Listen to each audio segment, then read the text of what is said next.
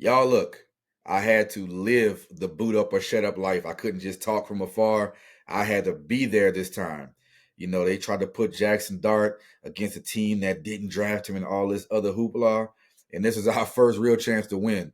So I packed up, drove down, and brought a little bit of that Texas luck down to the Dome. My wife did a little bit too, as she got to attend her first Saints game. And look, me and everybody else in that Who Dat Nation walked out smiling. Look, it wasn't pretty, but the Saints got their first W. So yeah, I take a little bit of credit. They needed that luck and that energy in the building.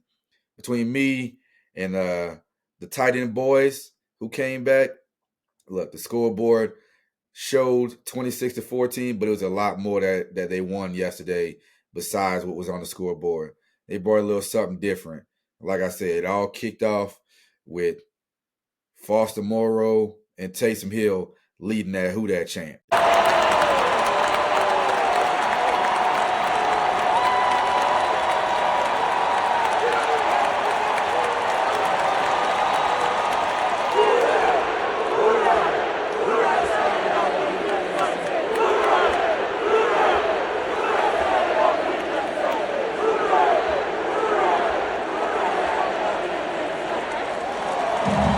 Let's talk about it, baby. All right, so look, everybody can breathe now. The Saints are not going 0-17. And after what I saw in person on Sunday, they are not the worst team in the league by any stretch. So look, it started off bad. I was regretting spending my money and wasting my time driving down there. Down 14-6 early. The Giants had the ball twice and marched down with no resistance. Jackson Dart was like 7-7, hitting any and everybody wide open. Defense letting Cam Scatterboo just walk through like he's Thor or something like that. And all the Saints could do was move the ball a little bit and come up with 2 early field goals. Look, they started off taking the ball. They won the coin toss, took the ball first, tried to be aggressive, and returned the ball to the 9-yard line. Like, it couldn't start much worse with all the stuff going on. But to today's theme, they stayed resilient and everything flipped. You thought it was about to go down again. All right, we get the big punt down the 13-yard line.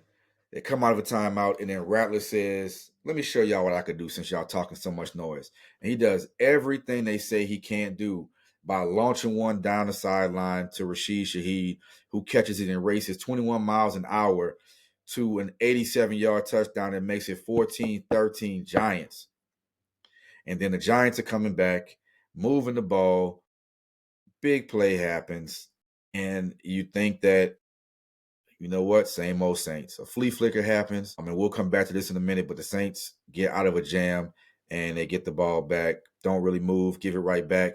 And it's like, okay, 2-minute drive. We didn't make no noise. The Giants will go down here and score.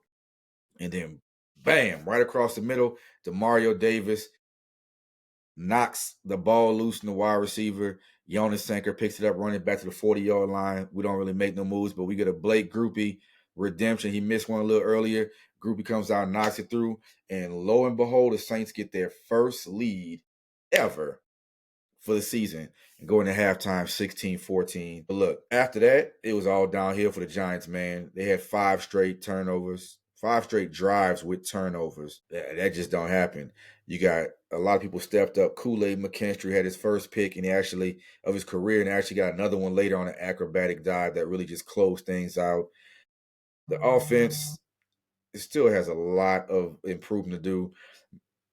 Watching it live, man, Rattler just keeps throwing behind the receivers. Slant routes is like some of the easiest ones to complete, and he is making them difficult by throwing behind the receiver. And you can just see it with the field view. Like, people are just wide open on crossing routes, and we're making it difficult. Groupie, I don't know what to say, man. Like, the man was 4 of 6 on the day, which tells you a lot about the red zone offense that this man kicked 6 field goals. The score should have been way worse, not just because of his field goals, because of the red zone struggles that the Saints are having. Take some time, worked a little bit, got him in there, got a nice completion to Juwan. But it was real tough sledding on the 1-yard creep. He got one, got knocked down on another one. Juwan dropped a few balls. Olave did his thing today, but it ain't there yet. But you know what? They won. That's all that matters at this point, because if they didn't win this one, I don't know where the hell they was gonna find another win at. It might be a while. But the positivity of everything, it just really might spark something. And that's what we're gonna talk about in the next segment here. So when you look at things, the Saints didn't dominate, but they outlasted. And sometimes that's where the rebuild really has to start. We knew they were going to be tough wins coming in their first 4 games, right? Seattle was a wash. They weren't even in that game. They could have gotten back in Arizona with a hold on catch by Juwan. San Francisco were right there, and in Buffalo, they made Buffalo sweat. But everyone keeps talking about all the young guys, and rightfully so. Like I said, Jonas Sanker had a fumble recovery. Howden is in his 3rd year, and he had a fumble recovery for a touchdown. McKinstry had 2 picks, right? We talked about it before the season started. When you see these games, which you want to see throughout the year, they probably not going to win a lot. But what you want to see is you want to see that they are making progress. You also want to find out who's going to be here and who's not. Who are some building block players? You drafted Quincy Riley, who got his first start. He did really good. Jonas Sanker looking like he a ball hawk at safety. Kool-Aid been a little hot and cold, but he came on yesterday and really, really did his thing. So you're seeing people in the secondary. You got a left tackle who's a rookie doing his thing. You got a right tackle who's a 2nd-year player in his natural spot. You have Penning playing his 2nd game back. Hopefully the guard move is a good one for him. You know what you got in Eric McCoy. Cesar Ruiz got hurt, which, finally made them make a change. And you got a rookie undrafted free agent in Simpkins playing right guard. That lineup at the line yesterday gave up 0 sacks against the number 3 pick, Abdul Carter, Brian Burns, Dexter Lawrence, I believe. Man, that D-line is nasty. And they gave up 0 sacks yesterday. So you have some building blocks, right? But the thing that really stuck out to me is really 2 things. And that's where I keep talking the results over the scoreboard. This win, you need the W for a lot of different reasons. But 2 things stick out to me that show you this W means something and could mean a lot more for the future. The game is over with. In the locker room, check out on the Saints, media pages. And Kellen Moore is giving his speech, and he's giving the game balls out to everybody, right? He tries to be humble, and he's wrapping things up, and he's like, okay, he gave his last game ball out, he's wrapping it up. And AK, who he's a leader, he speaks, but he don't always speak too often unless it's needed. AK stops him in his tracks and says, nah, man, look, we got one more. And he makes sure that Kellen Moore had his moment and was giving him a game ball for his first win. And when you got AK doing that, DeMario Davis flies in to the shot and is giving him a big hug. And those are 2 veteran players. Very easy for them to just be like, get me out of here. We 1-4, now his team is trash. They ain't going nowhere. But we know who they are as men. We know who they are as leaders. We know who they are for this city, along with Cam Jordan, who had a fumble recovery, right? The vets did their thing on the field, leading by example. But this is another example that this coaching staff, I'll leave Mickey out of this because he's going to piss me off. But the coaching staff has these guys pointed in the right direction, because the vets don't have to buy in. They could be asking to go to a contender, to be moved. And that's not what it looks like right now. The other moment that tells you things are pointing in the right direction is what I referenced earlier after the Rashid Shaheed touchdown. We kicked the ball off. They're moving the ball a little bit. You're like, all right, man, look, they're back to moving the ball with ease, right? 3rd and 1. They've been running all day. You know it's Cam Scatterboo coming. They get the ball to Scatterboo. He turns around and passes it back to Dart.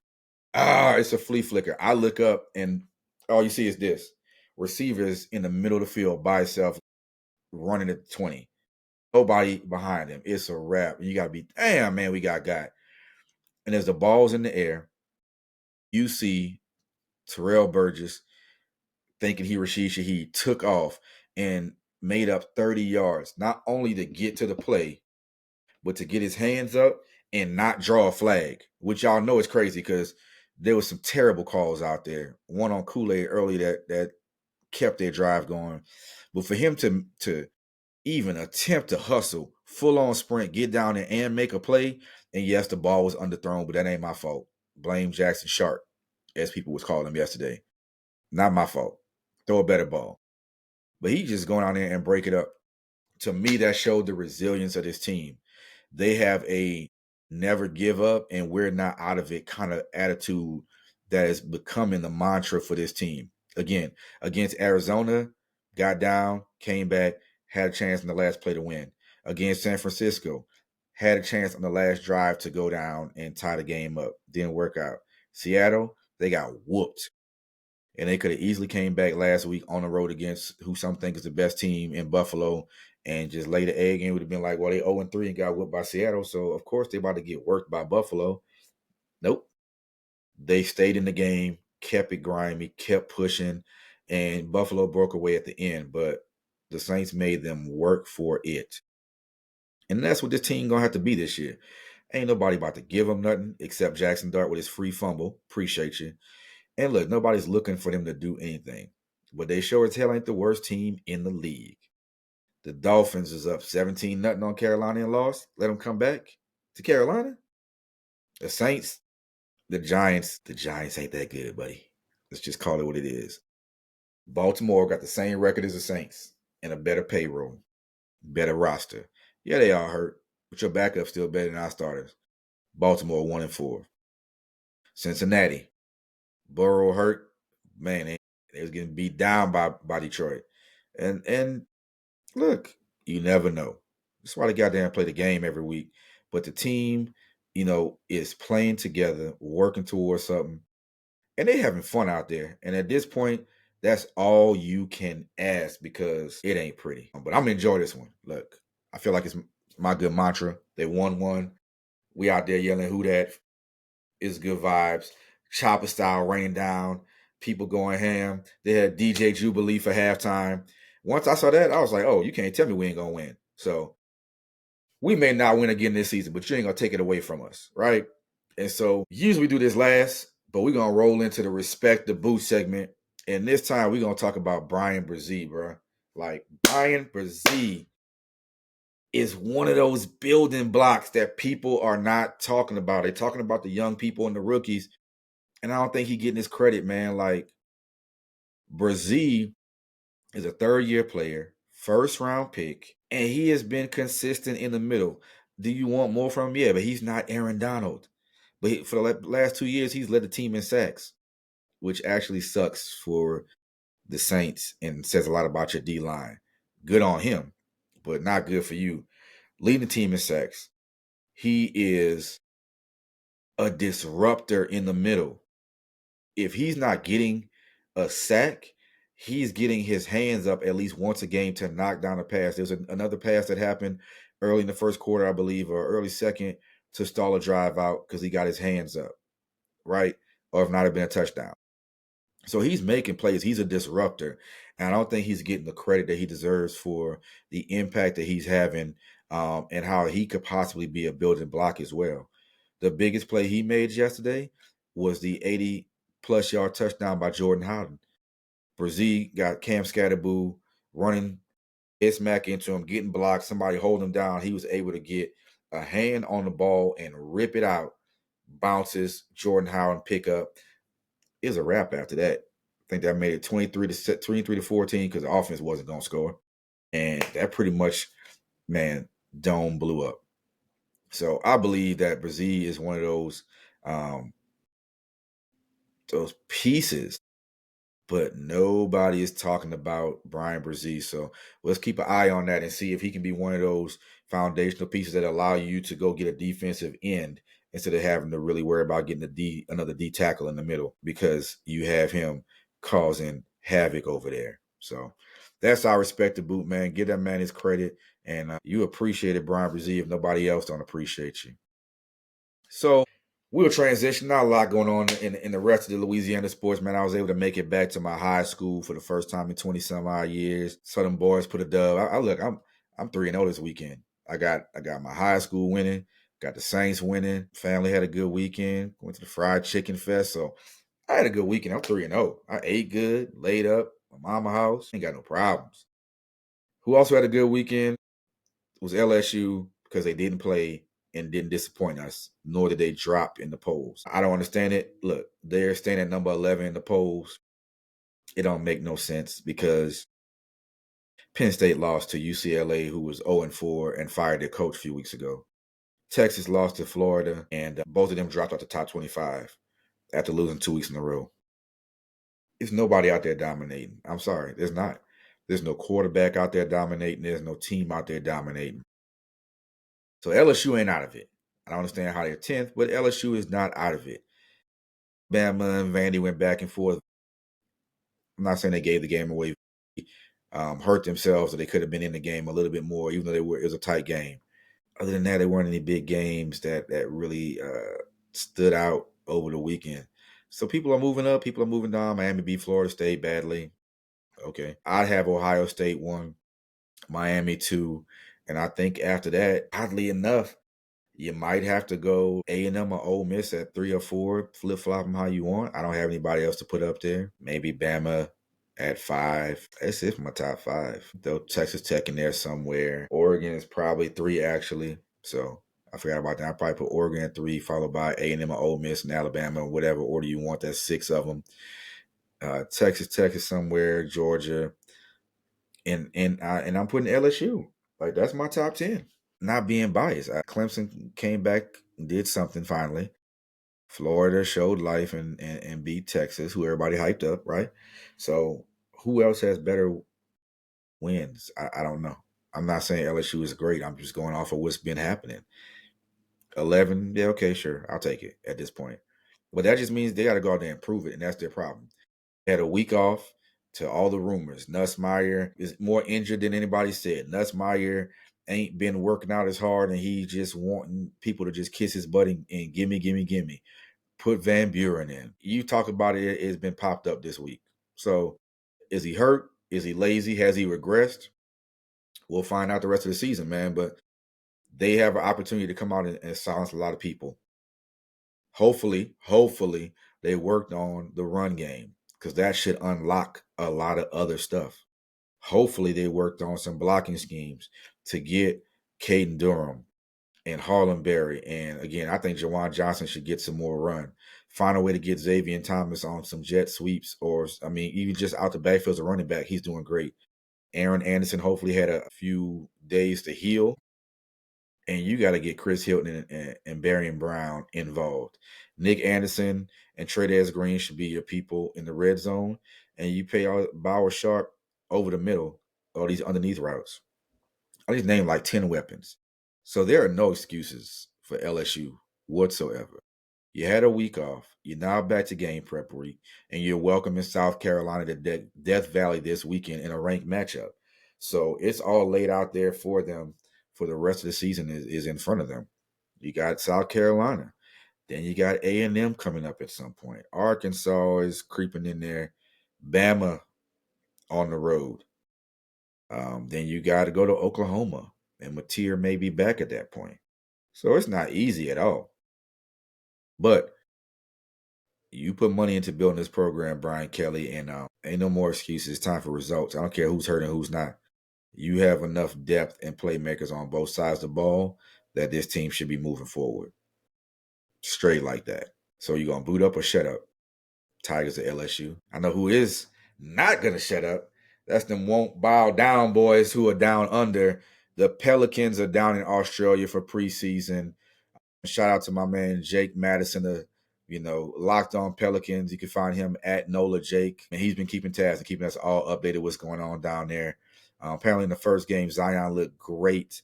And not just, his physique, but his play matched his look that he came in with from the offseason. He only played the first half. He had 15 points, a couple rebounds. I hate that. He needs to get on the boards more. Couple assists, but he was moving around good and looking really good. Trey Murphy looked great coming back from injury. Jake was saying that his 3 wasn't really falling, but he was able to work on his mid-range game, which is something he's trying to add so that he's not just a 3 and dunker, right? So you had that, and then you had Joe Dumars' philosophy of building depth and culture on display in game 2, as you got to see Jeremiah Fears and some of the depth depth pieces like Sadiq Bey on display. So it should be a fun, entertaining season for the Pelicans, hopefully. Again, I'm gonna treat like the Saints, if I'm being honest. It's a rebuild. What you want to see is Zion playing 60 games. And you want to see him dominating against lesser competition. You want to see Trey Murphy continue to grow. You want to see Herb Jones get defensive player of the year votes. You want to see Jordan Poole step into a leadership role and start pointing these people in the right direction. You want to see Jeremiah Fears have less turnovers and less turnovers each month. And you want to see Derek Queen be a possible Zion replacement if Zion ain't gonna get it together. So that's it, man. Look, this weekend felt like a shift in Louisiana sports. You know, the culture's changing right before our eyes. LSU is about to show what they are made of, and they're gonna make some noise because they ain't got no choice. They gonna fix it. The Pelicans are getting in rhythm, down under, camaraderie, seeing what everybody gonna be able to add with all these new pieces on the floor. And then, hey man, the Saints ain't gonna go 0-17, and they finally gotta win. So shout out to my man Spencer Rattler, who I really want him to get a win so he can get off of this 0-10 train. People making it sound like he's the worst quarterback in history. Last year, 0-6 don't count because he's playing with a bunch of flag football wannabes, no real playmakers. And this year, minus the Seahawks game, man, they've been in every game, and he hasn't been the reason they lost. I ain't saying he's the reason they winning, but he hasn't been the reason they lost. So I'm glad he finally get one and get it off his back. And look, all through every sport here, man, through it all, Louisiana's heartbeat is still loud. We're going to be loud because that's boot up or shut up, baby. So we'll see y'all next week. Peace.